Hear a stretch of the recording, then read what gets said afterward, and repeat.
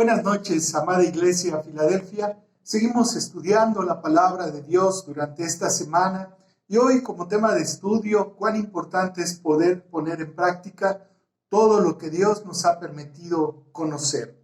El día de hoy vamos a estar profundizando en lo que corresponde al discernimiento de espíritu, un tema de suma importancia para todo hijo de Dios que desea vivir una vida basada en la palabra de Dios y sobre todo agradando al Señor. En primer lugar, vemos la esencia por la cual Dios nos ha creado. Y el apóstol Pablo, en la primera carta a Tesalónica, en el capítulo 5, versículo 23, nos dice lo siguiente: y el mismo Dios de paz os santifique por completo, y todo vuestro ser, espíritu, alma y cuerpo, sea guardado irreprensible para la venida de nuestro Señor Jesucristo. Una palabra que se distingue en este versículo es: y el mismo Dios de paz os santifique.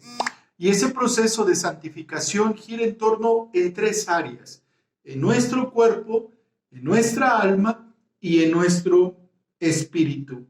Quisiera yo explicar un poquito el cuerpo. El cuerpo es lo que usted y yo conocemos de las personas. El tamaño, el color de su piel, sus facciones, todo eso gira en torno al cuerpo. Son todos los aspectos externos. Pero hay otro concepto, el alma. El alma es aquello que no se ve. El alma es donde radican las emociones, donde sentimos, donde lloramos. Pero hay un aspecto más, el espíritu. Usted y yo fuimos creados con un espíritu, aunque ese espíritu sin Dios es un espíritu que está en un estado pasivo. Incluso la Biblia dice que está muerto en sus delitos y pecados. Estas tres áreas tienen que estar guardadas, dice, hasta que Cristo venga. Y quiero utilizar dos citas que nos permiten poder conocer y entender cómo es el estado espiritual de una persona que no cree en Dios, que no cree en Jesucristo. Miren lo que dice Mateo en el capítulo 8, versículo 22. Pero Jesús le dijo: sígueme y deja que los muertos entierren a sus muertos. ¿Cómo es esto? Un muerto lo distinguimos usted y yo fácilmente. Lo relacionamos con un ataúd, con una persona que no respira. Pero aquí Cristo dice: deja que los muertos entierren a sus muertos. Aquí Jesús está hablando de un aspecto espiritual. A todas aquellas personas que no habían confesado que Jesús era el Señor y Salvador de sus vidas y por lo tanto no había evidencia de haber creído en el Mesías, en el Salvador. Juan, en el capítulo 5, versículo 25 nos dice: de cierto os digo, viene la hora y ahora es, cuando los muertos oirán la voz del Hijo de Dios y los que la oyeren vivirán. ¿Se dan cuenta? Juan dice un estado previo al ministerio del Señor Jesucristo. Cuando escuchaban la palabra de Dios, esos muertos vivían. Dice que los muertos oirán la voz del Hijo de Dios. ¿Y a través de qué es? A través del Evangelio, de la palabra de nuestro Dios. Entonces, las personas sin Cristo están muertas espiritualmente. Pero podamos decir: pero si caminan, comen, trabajan. Sí, pero el aspecto al que nos estamos refiriendo en esta noche es un aspecto espiritual. Están muertos en sus delitos y pecados. Pero el Espíritu Santo de Dios convence al hombre de pecado y de la misma manera da vida. Mire lo que dice Romanos capítulo 8, versículo 10. Pero si Cristo está en vosotros, el cuerpo en verdad está muerto a causa del pecado, mas el Espíritu vive a causa de la justicia. Pues si Cristo, dice Pablo, está en nosotros, el cuerpo en verdad está muerto a causa del pecado, mas el Espíritu vive a causa de la justicia. Efesios capítulo 1, versículo 13. En él también vosotros, habiendo oído la palabra de verdad, el evangelio de vuestra salvación, y habiendo creído en él, fuiste sellados con el Espíritu Santo de la promesa. El apóstol Pablo tiene un concepto romano. Incluso Filipenses nos da todos los detalles y el respaldo que tenía de conocimiento y de práctica el apóstol. Él conocía perfectamente que el sello de una carta, el sello de un mensaje, era de quién la representaba y quién la autorizaba. En la antigüedad, las cartas llevaban el sello del rey. Entonces era auténtica esa carta. Ahora Pablo, siendo un romano, nos dice que fuiste sellados con el Espíritu Santo de la promesa. Entonces, en sentido estricto, el sello significa pertenencia. Cuando usted y yo hemos creído en la palabra de Dios y habiendo oído la palabra, dice, el evangelio de vuestra salvación, y al momento en que creemos, se nos pone un sello que dice, pertenencia de Cristo, le pertenece a Dios. Entonces, con estos versículos y a manera de introducción, quisiera resumir lo siguiente. De muerte pasamos a vida cuando creemos, de tinieblas a luz, de un espíritu muerto a un espíritu de vida. Y la evidencia es que todo cambia, hermanos. Nuestras intenciones, nuestras emociones, nuestra forma de hablar son regeneradas por parte del poder del Espíritu de Dios. Y esto es lo que usted y yo conocemos como fruto. Esta obra se le atribuye al Espíritu de Dios, que da vida a nuestro espíritu. Bien, entonces somos cuerpo, somos alma y somos espíritu. Pero sin Dios está muerto el espíritu. Cuando llega la palabra, cuando llega el evangelio a través del oír, ese espíritu que mora en nosotros vive. Ese espíritu resucita a través de ¿qué? Del evangelio. Usted y su servidor nos convertimos en el hogar ahora. Cuando Dios hace ese proceso sobrenatural en la vida de todo creyente, ¿qué es lo que sucede? Le sella y ahora Cristo mora en nosotros a través de su Espíritu Santo. Mire lo que dice 1 Corintios capítulo 6, versículo 19.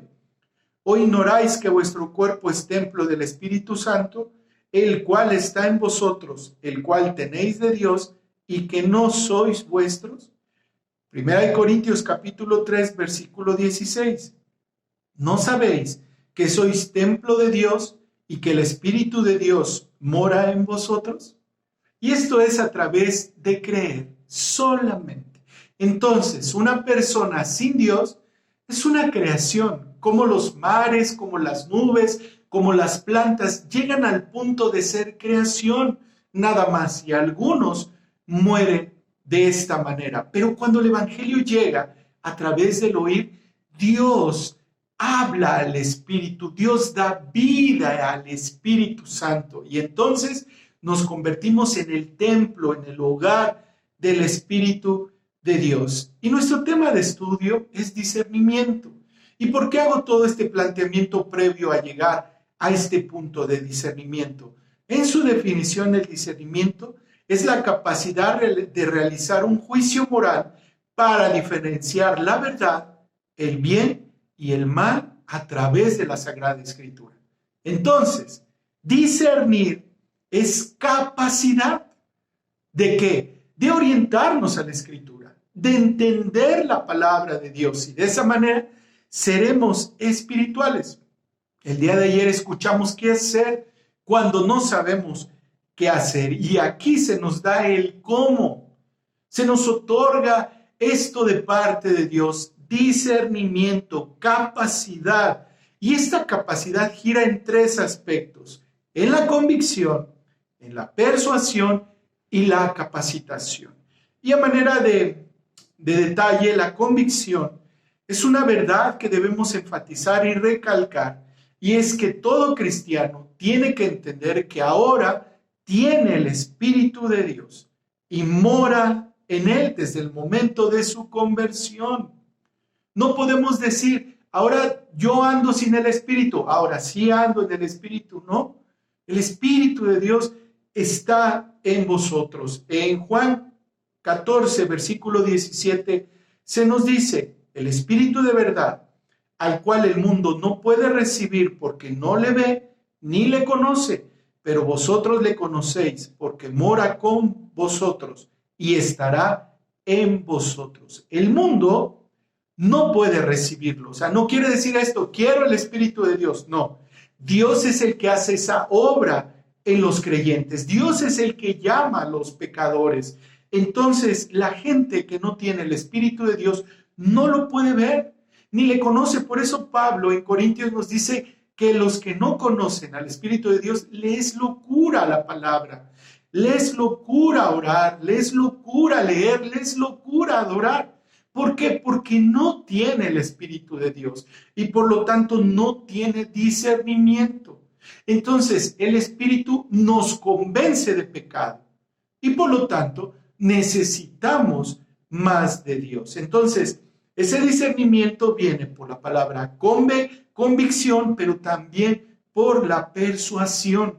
Los sinónimos de persuasión es convencimiento, atracción, seducción, incitación. O sea, toda nuestra alma, nuestras emociones, todo nuestro cuerpo a través del Espíritu ahora desean de Dios, desean la comunión con el Padre. Y esto es el cumplimiento de una promesa.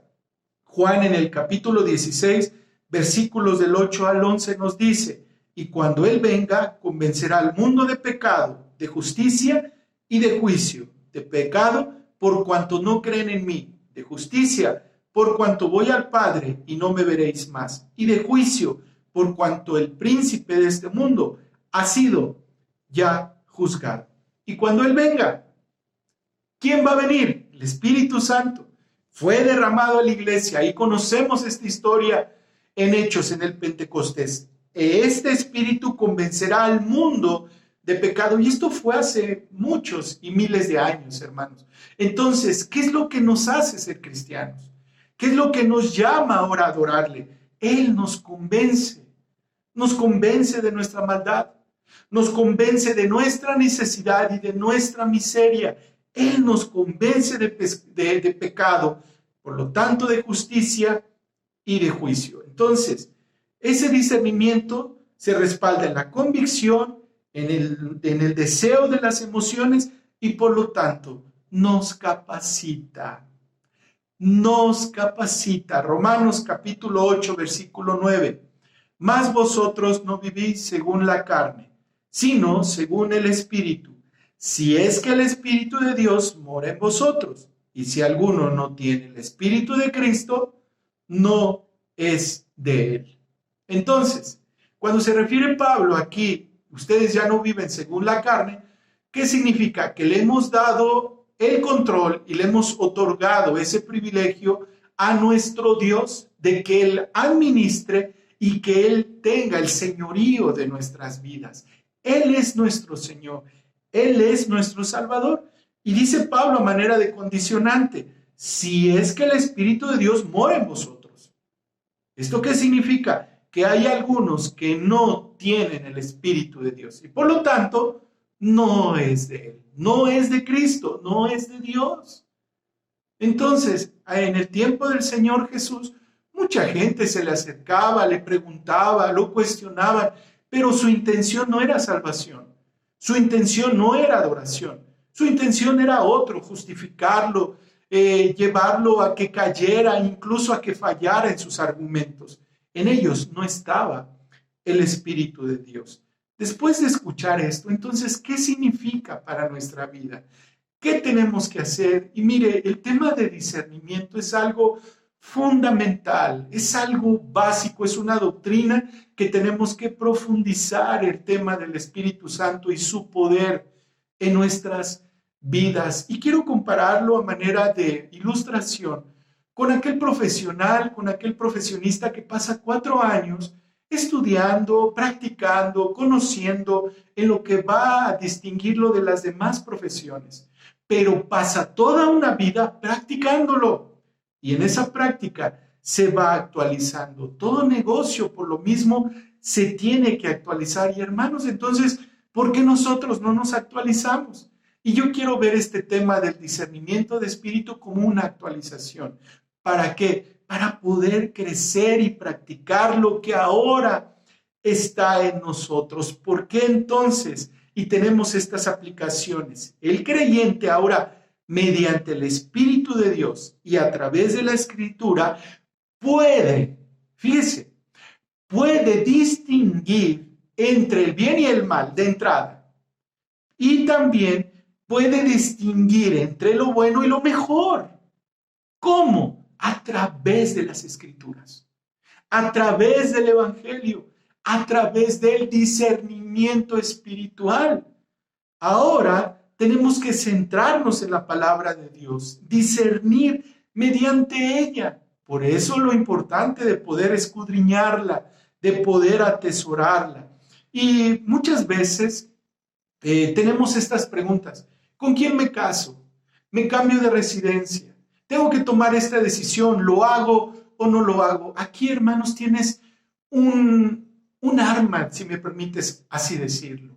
¿Cuál es? El discernimiento de espíritu.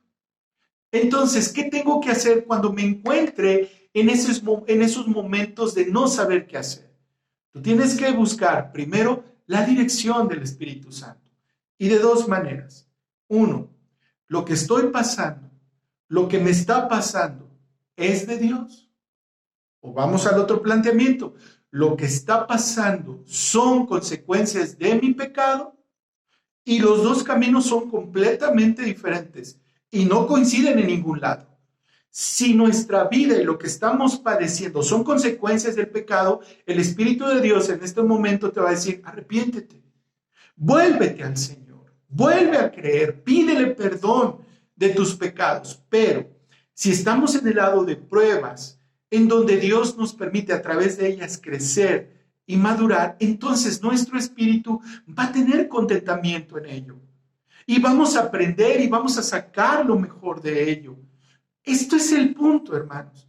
El discernimiento de espíritu nos va a poder llevar a poder comprender lo correcto que tenemos de nuestras acciones, de nuestras actitudes, incluso de nuestros pensamientos, conforme a la palabra de Dios. No conforme a la carne, no conforme a las emociones. Por último, quiero explicar esto. Hay hermanos que Dios les ha dado este don, porque el discernimiento de espíritu también es un don, pero aquellos que no lo tengan o no lo han desarrollado, no quiere decir que no tienen el Espíritu de Dios o que no tengan la Escritura. O sea, no hay pretexto para poder hacer las cosas bien y sobre todo reconocer lo que le agrada a nuestro Dios. Aquellas personas que tienen un don son una bendición en la iglesia, hermanos. Son los que pueden distinguir en aquellos cuestionamientos y en aquellos temas que alejan de la iglesia de la sana doctrina, que alejan a la iglesia de falsos profetas, de falsas enseñanzas. Esas personas son una bendición. Tuve el privilegio de conocer a uno de ellos, un siervo de Dios. Y él podía distinguir a través de este don dado por Dios cuando una persona era problemática o cuando una persona iba a ser una bendición para la iglesia. ¿Esto quién lo da? Dios. Entonces, discernimiento es tener la capacidad a través de las Escrituras y a través de la palabra de Dios y a través de su Santo Espíritu para poder caminar. Y aquellas personas que tienen el don son aquellos que nos ayudan a abrir nuestro entendimiento, a abrir nuestro panorama. Ahí en Hechos, en el capítulo 17, versículo 11, se nos dice, y estos eran más nobles que los que estaban en Tesalónica, pues recibieron la palabra con toda solicitud, escudriñando cada día las Escrituras para ver si estas cosas eran así. Eran los hermanos de Berea. Estos hermanos, llegó Pablo a ese lugar, estaba predicando y todo lo que les decía, ellos lo comparaban con la Escritura. Todo lo que él hablaba, ellos iban a la sana doctrina y veían si la predicación incluso de Pablo era cristocéntrica, era lo que venía. Entonces, hermanos, los que tienen este don espiritual de discernimiento tienen esa capacidad dada por Dios para distinguir entre la verdad de la palabra y las engañosas doctrinas. No es para adivinación, no es para manipulación, sino que está centrado en la iglesia. Este discernimiento no implica revelaciones extra bíblicas, ni mucho menos misteriosas, ni tampoco manipulación. Ellos están familiarizados con su palabra, con la verdad, y por lo tanto ellos distinguen cuando la intención es todo lo contrario, cuando hay pecado, cuando hay manipulación. Los que tienen este don perciben lo que es de Dios y lo que es oposición a Él. ¿No sabes qué hacer? ¿No sabes cómo hacerle? Hoy acabamos de escuchar que en nosotros está el Espíritu de Dios, que en nosotros está la palabra de Dios. Entonces, cuando vayamos a decidir, tenemos que preguntarnos, Padre, ¿esta es tu voluntad? Señor, ¿lo que voy a hacer te agrada? ¿Me acerca más a ti o me va a llevar a una vida de esclavitud? ¿O me va a orillar a alejarme de ti? Ahí es donde nosotros podemos echar mano del discernimiento de espíritu, porque nadie puede decir, no sé qué hacer. Tenemos al Espíritu de Dios, tenemos la Escritura para poder discernir, poder percibir, hermanos, lo que es correcto. Lamentablemente muchos no han desarrollado esta capacidad y por lo tanto les lleva a un pecado, a otro error, a situaciones dolorosas, a situaciones complicadas. Hoy el Espíritu de Dios te está diciendo, discierne, comprende. Pregúntale a Dios si es válido, hermanos, decir, no sé qué hacer. ¿Cómo le hago, Señor? Muéstrame el camino, muéstrame si esto es de ti. Y no te muevas, hermano, no te muevas, no des un paso en falso hasta no tener la certeza de que esto es de Dios. Su amor es tan grande, hermanos, su misericordia es tan amplia que en ese proceso de espera Dios va a manifestar algo, Dios se va a proveer de algo que te va a decir, mira, y lo que iba yo a hacer no estaba bien, Dios ya me contestó. Mira lo que iba yo a decidir, ya se cayó esto, o Dios me permitió entender que era falso, que era un fraude, o que solamente era un momento de emoción. Discernimiento de espíritu, hermanos. Tenemos que aprenderlo, actualizarlo y madurarlo. ¿Cómo? A través de la comunión con Dios. No hay otra receta, hermanos. No hay otra receta, no hay otra manera. ¿Quieres discernir espiritualmente? Tenemos que estar en comunión con Dios. A través de la lectura y a través de la oración. Los que disciernen espiritualmente usan bien la palabra de Dios. No la manipulan, no la dan a la mitad, sino que ellos disciernen. Y la iglesia, hermanos, que conoce la Escritura, van a poder recibir cuando es un buen consejo, cuando es una enseñanza cristocéntrica o cuando es humanismo o cuando es solamente palabrería de hombres y no palabra de nuestro Dios. Pidamos esto a nuestro Dios. Pidamos este discernimiento de espíritu. Y si tú tienes ese don, hermano, hermana, que sea para honra y gloria de nuestra iglesia. Son aquellas personas que son consejeros. Son aquellas personas que son maestros, que dirigen al débil, que instruyen a los nuevos, hermanos. Que Dios te desgaste con este hermoso don. Y los que no hemos tenido ese don de parte de Dios, no hay justificante para decir, no sé qué hacer. Tenemos un discernimiento dado por Dios, porque el Espíritu de Dios ahora mora en nosotros. Oremos en esta noche. Padre, te damos gracias porque tú nos has sellado, tú nos has apartado, Señor, de la maldad y de la esclavitud. Hoy queremos ser personas sabias, prudentes, que sepan decidir espiritualmente a través del discernimiento de espíritu, Señor. Capacítanos, Señor. Convéncenos, Padre amado. Y de esa manera vamos a ser más certeros en nuestras decisiones, más espirituales en nuestro estilo de vida, Señor. No hay pretexto, Padre, para agradarte. No hay pretexto, Padre, para estar lejos de tu voluntad, Señor, porque tú nos has dado esta hermosa promesa, el Consolador, el Espíritu Santo, Señor, y tu palabra. Gracias te damos, Señor, por los que ahora disciernen y eligen espiritualmente. Yo te ruego que tú les bendigas, que tú les fortalezcas, Padre, para que ellos puedan continuar siendo testimonio y siendo ejemplo de vida, Señor, que en Cristo Jesús sí se puede, y con el poder de tu Espíritu Santo podemos caminar en verdad y no en mentira. En Cristo Jesús oramos. Amén. Que tengas una excelente noche y que Dios te bendiga. Amén.